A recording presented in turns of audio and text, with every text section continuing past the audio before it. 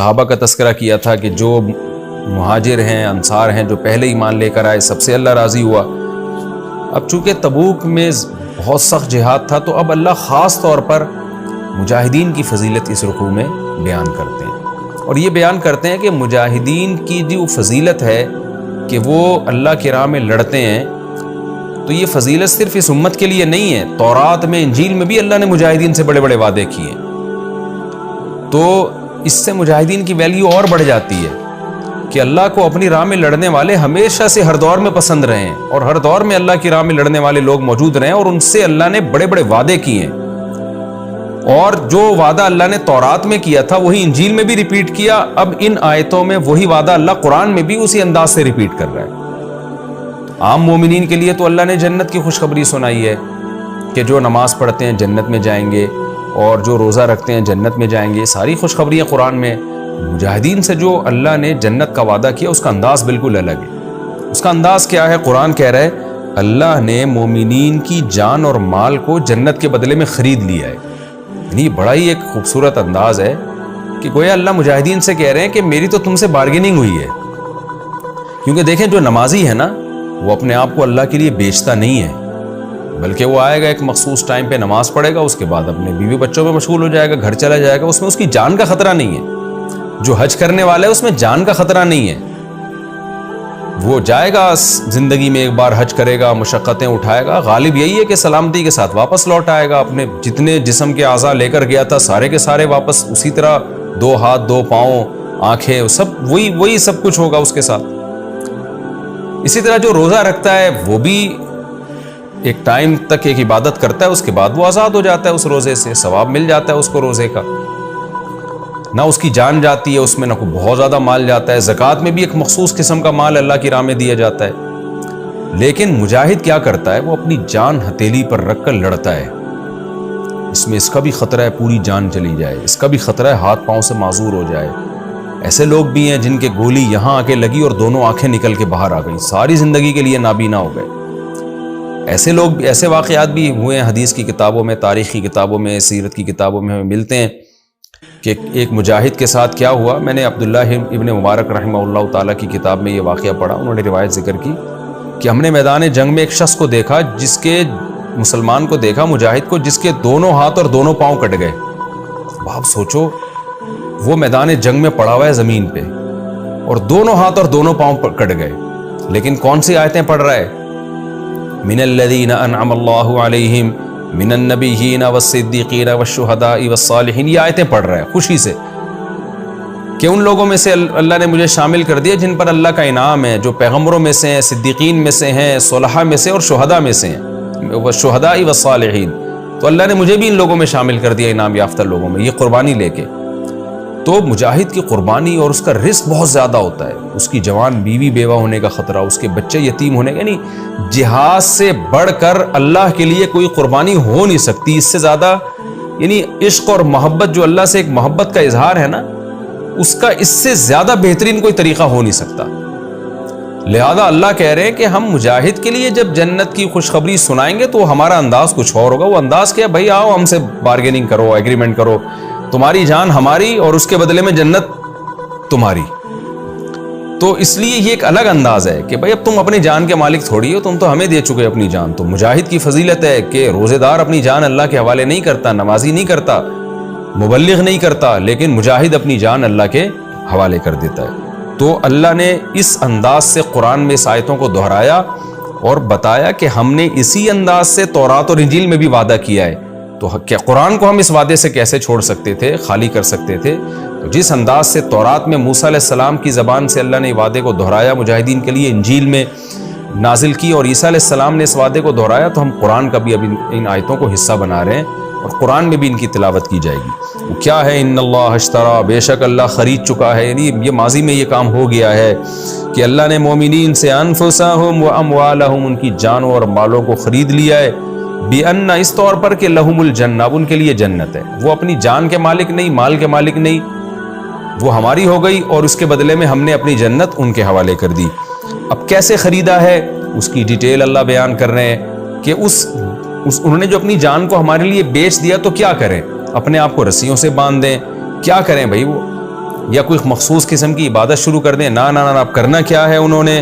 یقاتلون فی سبیل اللہ. فرمایا اب یہ لوگ چونکہ اپنی جان کو بیچ چکے ہیں لہذا یہ اللہ کی راہ میں قتال کرتے ہیں, لڑتے ہیں. فیقتلون, اللہ کے دشمنوں کو میدان میں قتل کرتے بھی ہیں, ویقتلون, اور قتل کیے بھی جاتے ہیں. یعنی یہاں بھی اللہ نے قتل کرنے کا تذکرہ پہلے کیا ہے, یہ بتانے کے لیے کہ اصل ہدف تو ان کا یہ ہوتا ہے دشمن کو نقصان پہنچانا, لیکن ظاہر ہے دشمن کو نقصان پہنچانا اس وقت تک ممکن نہیں ہے جب تک اپنی جان کا رسک نہ لیں, تو نتیجے میں خود بھی قتل ہوتے ہیں. یعنی یہ ان کی عادت ہے کہ قتل کرنا اور قتل ہونا. ضروری نہیں کہ سارے قتل ہو جائیں, تو ممکن نہیں ہے اور اس سے تو اسلام ہی ختم ہو جائے گا. ایک عادت بیان کی جا رہی ہے کہ جذبہ ان کا یہ ہوتا ہے کہ ہم نے دشمن کو قتل کرنا ہے اور اس کے لیے اپنی جان کا رسک ہم نے لینا ہے. وعدن علیہ حقاً, یہ اللہ پر وعدہ ہے. دیکھیں علی ضرر کے لیے آتا ہے, گویا اللہ نے اپنے اوپر ایک واجب کر لی, ایک چیز اپنے اوپر ایک ذمہ داری ڈال لی ہے. وعدن علیہ, یہ وعدہ اللہ کے اوپر آ گیا ہے. حقاً, اور سچا وعدہ ہے, بالکل پکا وعدہ ہے. اور یہ فی التوراتی, تورات میں بھی ہے, والانجیلی, انجیل میں بھی ہے, والقرآن, اور قرآن میں بھی ہے جیسے کہ تم پڑھ رہے ہو. ومن اوفا بعہدہ, اب اللہ مجاہدی کو خوشخبری دیتے ہیں کہ جو مجاہد اپنے اس عہد جو اس نے اللہ سے کیا ہے اس کو پورا کرے گا. یہ ہر مجاہد کا اللہ سے عہد ہوتا ہے, چاہے وہ زبان سے نہ بھی کرے. جب کوئی شخص اپنے آپ کو جہاد کے لیے پیش کر دے, بارڈر پہ لڑائی ہو رہی ہے اور اس کی تشکیل ہو جائے, تو اس کا مطلب اس نے آٹومیٹیکلی اپنے آپ کو پیش کر دیا ہے. تو یہ مطلب نہیں کہ لازمی اللہ سے کوئی زبان سے وعدہ کرے, یعنی جب اس نے اپنے آپ کو پیش کر دیا تو اب وہ بھرپور طریقے سے جب لڑے گا تو اس کا مطلب اللہ سے کیا ہوا عہد اس نے پورا کر لیا. تو اللہ فرماتے ہیں ومن اوفا بعہدہ من اللہ, اللہ سے جو کیا ہوا عہد ہے جو اس کو پورا کرے گا, یعنی جو مجاہد میدان جنگ میں لڑے گا بہادری سے, پیٹھ نہیں دکھائے گا, اور جب بھی لڑائی کا موقع ہو امیر کا حکم ہو جانے کا پیچھے نہیں بھاگے گا, سستی اور کاہلی کا مظاہرہ نہیں کرے گا, تو اللہ فرماتے ہیں فاستبشروا, اے مجاہدو تمہیں خوشخبری ہو. دیکھیں اللہ پہلے غائب کے صیغے سے ذکر کر رہا ہے, تھرڈ پرسن سنگولر کہتے ہیں نا, ہی شی دے وغیرہ. جو شخص اللہ سے کیے ہوا معاہدے کو پورا کرے گا, تو ہونا یہ چاہیے تھا کہ اللہ یوں کہے گا اس کو چاہیے کہ خوشخبری قبول کرے. نا نا نا نا, اللہ نے پہلے اس کا غائب کا تذکرہ کیا, پھر ڈائریکٹ اللہ اس کو مخاطب کر کے کہہ رہے تمہیں میری طرف سے خوشخبری قبول ہو. اس کو کہتے ہیں صنعت التفات, کہ تھرڈ پرسن کے طور پہ کسی کا ذکر کیا جا رہا ہے فوراً اس کو حاضر کر دیا جائے, یعنی اس کو فرسٹ پرسن کے طور پہ پیش کر دیا جائے. تو یہ بھی ایک بلاغت ہے. گویا اللہ کہتے ہیں یہ غائب کی بات چھوڑو, اللہ اس کو گویا سامنے لا کے کہہ رہے ہیں کہ میں تمہیں خوشخبری دیتا ہوں. تو اللہ کیا کہتے ہیں ومن اوفا بعہدہ من اللہ, جو اللہ سے کیے ہوئے اس عہد کو پورا کرے گا. فاستبشروا, تو ایسے لوگوں کو میں سامنے لا کے کہتا ہوں فاستبشروا ببیعکم الذی بایعتم بہ. بایع یبایع مبایعتن کا معنی معاہدہ کرنا نا. تو جو جس چیز کے ذریعے تم نے معاہدہ کیا ہے وہ چیز کیا, اپنی جان اور مال کو تم دو گے جنت کے بدلے میں, تو اس چیز کے ذریعے جو تم نے معاہدہ کیا ہے اس ایگریمنٹ پہ میری طرف سے خوشخبری قبول کرو, یعنی جنت کی خوشخبری قبول کرو. پکی ڈھکی اللہ نے تمہارے لیے جنت رکھی ہے. وذالک هو الفوز العظیم, اور یہ بہت بڑی کامیابی ہے. ظاہر ہے جنت سے بڑی کیا کامیابی ہو سکتی ہے.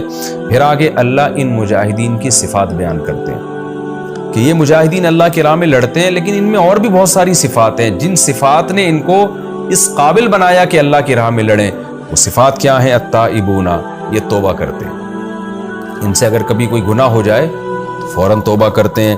العابدون, عبادت کرتے ہیں, نماز روزے کے پابند اور جو بھی اسلام میں عبادتیں ہیں.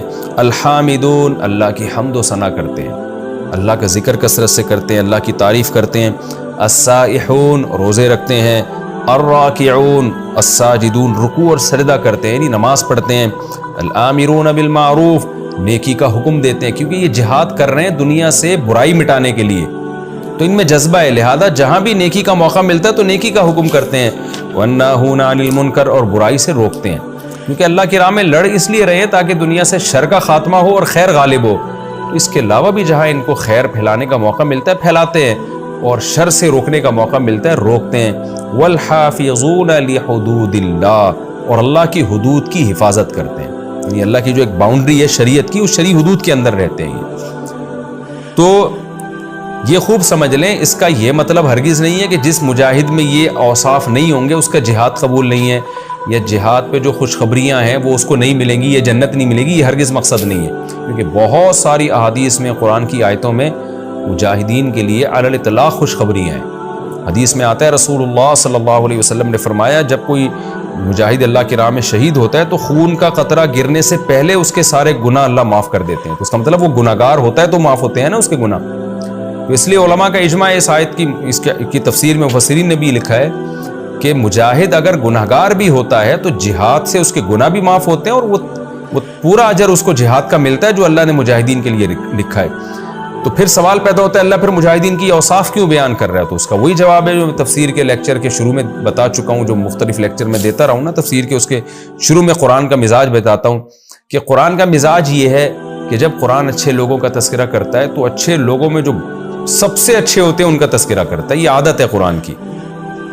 تو جب اللہ مجاہدین کا تذکرہ کر رہا ہے تو اعلیٰ کوالٹی کے مجاہدین کا تذکرہ کر رہا ہے، یہ بتانے کے لیے کہ اصل تو مجاہدین کے اوصاف یہ ہوتے ہیں کہ وہ تو توبہ بھی کرتے ہیں، نماز روزے کے پابند بھی ہوتے ہیں، روزے بھی رکھتے ہیں اور گناہوں سے روکتے بھی ہیں۔ تو یہ قرآن کی عادت ہے۔ جنتیوں کا جب تذکرہ کرے گا تو وہ جنت میں جو سب سے اعلیٰ درجے کے لوگ ہیں ان کا تذکرہ کرے گا۔ اس کا مطلب یہ نہیں ہوتا کہ اس سے کم درجے کے لوگوں کا عمل قبول نہیں ہے، یہ ہرگز قرآن کا مقصد نہیں ہوتا، اور یہ بات وہ لوگ سمجھتے ہیں جو قرآن کے مزاج سے واقف ہیں۔ تو اس سے بہرحال یہ بات ثابت ہوتی ہے کہ مجاہد کو جو اللہ کے راہ میں لڑتے ہیں ان کو اپنے اندر یہ صفات پیدا کرنی چاہیے، اس سے ان کو اللہ کے راہ میں لڑنے کے لیے اور موٹیویشن ملے گی۔ تو قرآن کہہ رہا ہے وَبَشِّرِ الْمُؤْمِنِينَ، اور اے نبی آپ مومنین کو خوشخبری سنا دی۔